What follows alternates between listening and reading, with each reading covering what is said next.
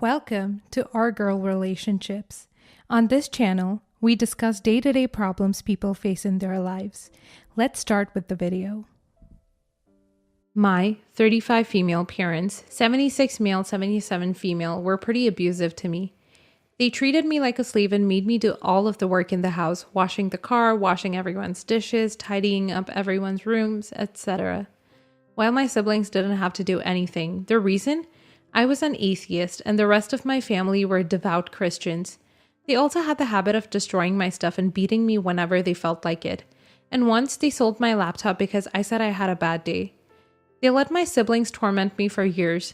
My little sister would deliberately break my things and ransack my room and just get away with it. My older brother would frequently steal jewelry from my parents and when he got caught, blamed it on me. As he was their golden child, they naturally punished me instead and took hundreds of dollars from my bank account as punishment. Needless to say, I got out of that house quickly, not that I had a choice. They kicked me out as soon as I turned 18 and moved 2 states away, Australia, just to get away from them. A few years later, they moved to the US, specifically Kentucky. I didn't hear much from them, but even after I moved, got kicked out, they still told me they should have aborted me as well as some other hurtful things. Recently, some tornadoes ripped through Kentucky. My parents live there. I'm sure you can see where this is going. Anyway, just yesterday, I got a frantic phone call from my father, explaining that their home had been severely damaged by the tornado. Apparently, half the house was missing, and my mother begged me to let them stay at my house for the meantime. I instead suggested that we discuss it over Zoom call because of Omicron. They agreed and we started the Zoom call. They were staying in a hotel with internet. Basically, they said that I should help them because blood is thicker than water and quoted a lot of other proverbs. When I asked how long they were to stay for, my parents said that we would discuss it when they moved in, ignoring the fact that Omicron was and still is running rampant and that I lived in another country. I had no intention of letting them stay with me and told them that I would never let them back into my life after what they had done to me when I was young, and told my father that I hoped he and his posse of religious nutjobs all die in poverty. My mother broke down crying and my father said that I could at least give them some money, and I told them that I wouldn't give them a cent and told them to F off. They left the call but made sure to tell me that they couldn't believe I was still bitter over past incidents and said they expected more of me. My siblings and extended family have all been nonstop texting me, calling me a wickhead, and telling me to get over my childhood and move on. My parents have been blowing up my phone, calling me a petty witch. When I vented to my friends, they told me that I shouldn't have insulted them. Am I the a-hole for not helping my parents? Not the a-hole 100%. They were abusive and went back into your life just to use you, your house, and your money. Good job on not letting them back in. And I'd suggest you try to ignore those rude texts from your other family members, since they either don't know the whole story or are not on your side or want the best for you. Not the a-hole. First of all, I don't think you were unfair to them. Frankly, if anything, you were restrained in your feedback, and anyone in your family telling you to let go of the past needs to not be contacting you. I'd be pretty clear that you will never discuss this with any of them. They're free to send your parents money, but not you. Tell your parents you expected a lot more from them your whole life, so welcome to the club. Good job building a life without them. Don't let them back in. Not the a-hole. Blood of the coven is thicker than water of the womb. Essentially meaning that the but we're family argument doesn't necessarily carry much weight. They abused you, emotionally and mentally. Not to mention stole what sounds like a lot of money from you. Neither of these things are ever okay, no matter what their relationship. I can't even imagine what it feels like to not have my parents, and that's probably why your friends told you what they did. They can't possibly imagine what it's like to have such abusive and awful parents, so you clearly must be either over-exaggerating or flat out lying in their eyes. I hate to say it, but I wouldn't put too much thought into your friends' opinions on this one. People who haven't had childhoods like you will never likely understand the true extent. As for your parents, if you can, I'd block them and proceed in your life without them. You'll be better off mentally, emotionally, financially, etc. But that will always be something easier said than done. Next story. I, 25 female, am having a moral dilemma with my sister, 45 female, and her husband, 37 male. My sister, we'll call her Tina, around 7 years ago, met and started dating her now husband, we'll call him Greg, and none of us, her other siblings, like him. He doesn't treat my sister the way she should be treated, frequently speaking down to her and even insulting her looks or weight, and generally just being an a-hole to us, her family. Now to the current problem. They've been trying to get pregnant and have a child since they got engaged. They got pregnant on their own once, had a miscarriage around 6-7 weeks, and then never conceived naturally again. Back at the beginning of their relationship, I offered to donate eggs to them for free. After their miscarriage and further infertility issues, they started looking into IVF and approached me about my offer. I agreed to do it and went through the entire process. In the end, we got 30-ish eggs, 25 or so were fertilizable, but only one good embryo was left at the end. We were all devastated, and I was told I might be infertile. They transferred the embryo and did an implant, and then tried the whole process again with a paid donor, which cost around $8 to $10K. And once again, only got 1 or 2 viable embryos. Neither embryo took, and my sister did a bunch more testing procedures to try and conceive and was unsuccessful. Not too long ago, it came to light that part of their problem was that Greg was actively smoking weed when it came time to donate his sperm samples for the 2 egg donations. Despite being told by the clinic that he couldn't smoke weed or do any other drugs leading up to giving his sperm samples, our family was very upset to learn this because we already don't like him, and we see our sister killing herself physically and mentally to give him a biological child just for him to be unwilling to give one thing up to make the process work. Now, they're trying to adopt and have asked me and my husband, 31 male, our family, and everyone else to help them pay for it.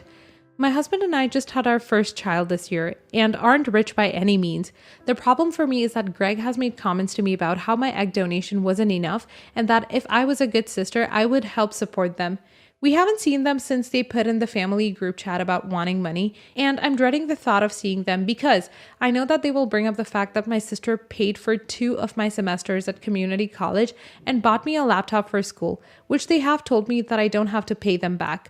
It's causing me a lot of anxiety because I know that Greg will not be respectful, gracious about asking, and my sister will cry and try to guilt us into helping them financially, which I'm not willing to do. We've received lots of passive-aggressive messages in the group chat about how this is all they want for Christmas. Am I the a-hole? Not the a-hole. You went through all the necessary procedures to donate eggs. As they know full well from their second round of IVF, you could have charged them $8,000 to $10,000 for being an egg donor. Your community college tuition and laptop have been paid for by the debt and then some. If they ask, just say you've already contributed to this cause and now need to focus on your own family. It's troubling that you're even questioning if you're the a-hole in this horrendously toxic situation. Greg is 1,000,000% the a-hole. He has been advised by the clinic not to do any drugs before the procedure, ignores your advice, then wants to blame you for not producing good eggs. Greg sounds like he's an insufferable, irresponsible infant who shouldn't be left in charge of a Cabbage Patch Kid. If they can't afford to adopt, then they can't afford to raise kids. Besides, if this is the way he treats his wife and her family, would you want to help give him access to a child that he can mentally manipulate and abuse? My advice, do not give them a cent. Not the a-hole. Giving them your own eggs was above and beyond what a good sister would do. They told you that you don't have to pay them back for school, so you don't have to. You donating your eggs and agreeing to let them potentially raise your child was more than paying them back, by the way. Say no firmly and tell Greg and your sister that you or your spouse will not discuss it any further. You can also let them know if they don't drop it, if they try to guilt you, or if they go to other family members to complain about you, then you will need a break from them. Next story. So I had a fiance, 24, and I just knew she was the woman I'd spend my life with. She was great in every way. Her and my sister clicked greatly and they became best friends, which was huge for me because my sister and I were best friends as well. So we'd go on double dates with her and her now husband. I found out my fiance was cheating on me and blew up on her. She cried and said the usual stuff, but I was destroyed and called off our engagement and broke up with her. She ended up getting in a relationship with her affair partner, which stands till this day.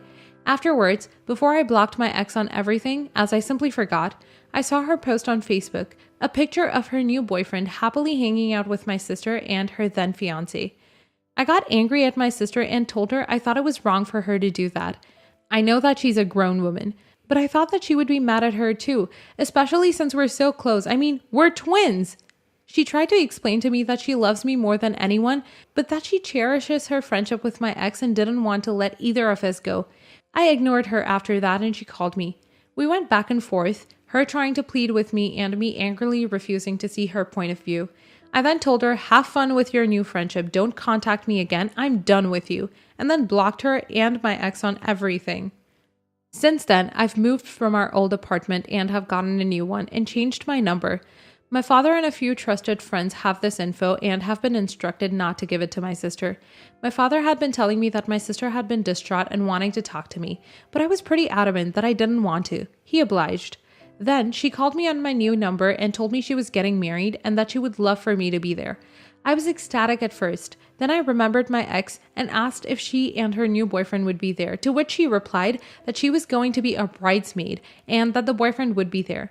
I then told her that as of now, we're both only children, a little harsh, but I was angry, and hung up the phone and blocked the number. They're married now, but my dad tells me that they're visibly distressed and that he's afraid it will take a toll on her marriage. I don't want this to happen, but I'm in no way over any of this. I still feel betrayed twice and don't really want to see her at all. My biggest thing is that when she was cheated on by her college boyfriend, who I became friends with, I scolded him and cut him off and comforted her. But when I get heartbroken by my fiance and soon-to-be wife, she feels like it's okay to mingle with her and the guy who helped break us up.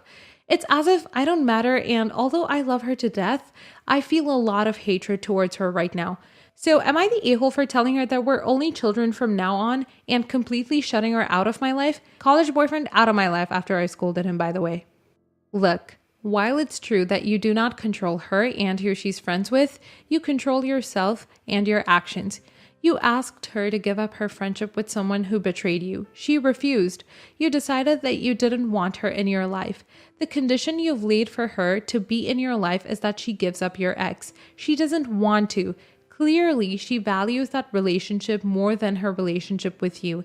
Either that, or she's expecting you to come around to her way of thinking. As long as you stick to your guns and don't go around harassing your sister or ex, I think you're not the a-hole. She's allowed to make her choices, but then, so too are you. Not the a-hole. You were hurt and your sister was a hypocrite. Did she even get mad at your ex for cheating? She knew you wouldn't attend the wedding if your ex was there. Take as much time as you need to heal. Your twin should have been there for you and she wasn't. She seems to value that friendship over her twin. Not the a-hole. The amount of delusion in this thread is outrageous. His fiancée cheated on him, betrayed him, and ruined his life. And his sister, who supposedly cared about him, was okay with it. They're still friends, thus she's okay with the decision. Yes, she can be friends with the ex, but the original poster is allowed to choose who he associates with, especially since his sister has shown her whole ace. And people trying to say but family are garbo, and don't read half the threads in here about family being awful to each other. She's trash, the ex-fiance's trash, good riddance. Next story. Last year, my fiance's dad passed away and his wife wanted a slideshow of all the pictures they had throughout the years made for the wake. She requested that I do it since I work in IT. Doesn't mean anything, but you know. So I took pictures from all their photo albums and my fiance's sister suggested I go through their PC to find stuff. I did, and I found some images with some chick my age. I also found photos of receipts of trips and jewelry. From what I saw, it seemed like he had been having a long-term affair with this woman. This information seemed pretty damning, and I made the call to not tell my fiance, her sisters, or her mom. It just seemed like information that would serve no purpose but to hurt them. So, a year passed and a few weeks back, my fiance's mom was contacted by a woman claiming to have been the dad's partner and mother of his child. Now, when I found this out, I nearly crapped a brick because I knew she was probably right. This woman and her son started a ton of drama, and the wife refuses to give a dime of her husband's money to this woman and her son, and the woman is threatening to go to court over it. I tried to keep quiet about it, but eventually I felt like it should be said just so maybe the family could avoid going to court over this. I told my fiance what I saw and she flipped it on me. She called me a liar and an a-hole and just laid it into me. And then I told her that if we looked through the laptop, it'd be there. We did and she was shocked. She then went off on me again for keeping this huge piece of information secret. She told her family and now they all hate me. My fiance has been sleeping at her mother's house for the last few days and I look like an a-hole. Am I the a-hole?